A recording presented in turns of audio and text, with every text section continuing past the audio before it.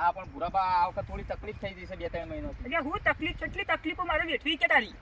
પણ હું કરું કે તમારા પૈસા નહીં હલાતા કે નહીં વ્યાજ હલાતું તમને ખબર તો આ વરસાદ પડી પણ તમારે કપાઈ જતા રહે તું ગમ મને પૈસા ક્યાં આલી જશે તારા શેરી મારા રોજ ફરવાની એટલે મારે જો આપણો પેલી મારી વાત એક તો એવું દૂધણું હતું એ દુવા દેતી તે ભાઈ એ ભેંસે વાવચી થઈ કેવું કરું કે એ તારે ભેજ વાવતી જાય ગમે તે વજે પણ મારે એ બધું વિચારવાનું નહીં તું મારા પૈસા આલી દે વેચવા પૈસા તમારા આલી દેવાય જો આ એંડા જેવા અસર થઈ ગયો મારે